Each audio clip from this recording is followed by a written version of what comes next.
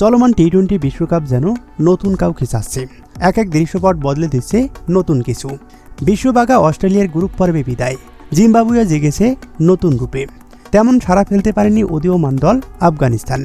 নতুনদের মধ্যে নেপাল এবং ইতালির বিশ্বকাপে ঝলক।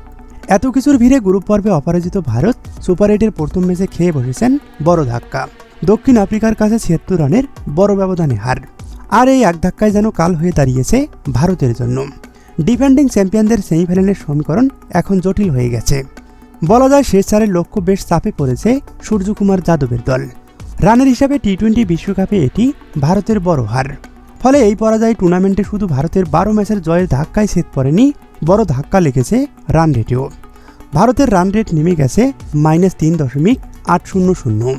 সুপার 8 পর্বে একাধিক দল সমান পয়েন্ট পেলেও এই রান রেটই হতে পারে ভাগ্য নির্ধারণ।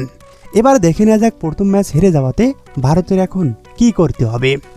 বাকি 2 ম্যাচে জিম্বাবুয়ে এবং ওয়েস্ট ইন্ডিজের বিপক্ষে অবশ্যই জিততে হবে ভারতকে। 2 ম্যাচ জিতলে 2 ম্যাচে 4 পয়েন্ট নিয়ে শেষ করবে তারা। সাধারণত সেমিফাইনালে ওঠার জন্য যথেষ্ট হওয়ার কথা। কিন্তু 2 জয়ে স্বস্তিতে থাকার কোনো সুযোগ নেই ভারতের। কারণ তখন যদি আরও 2 দল 4 পয়েন্ট পেয়ে যায়, সেক্ষেত্রে সিদ্ধান্ত হবে রান রেটে। তাই তাদের ওই 2 ম্যাচ বড় ব্যবধানে জিততেই হবে, যাতে করে ভারত ঋণাত্মক রান রেটটা কাটিয়ে উঠতে পারে।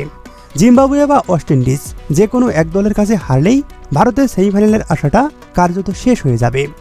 বৃষ্টিতে পরিত্যক্ত হলেও অন্য ম্যাচের ফলের উপর নির্ভর করে পরিস্থিতি আরও জটিল হতে পারে। তাই ভারতের সমীকরণ পরিষ্কার, 2 ম্যাচেই বড় ব্যবধানে জিততে হবে এবং নেট রান রেটে এগিয়ে থাকতে হবে, যাতে করে অন্য দলগুলোর ফলের উপর নির্ভর করতে না হয়।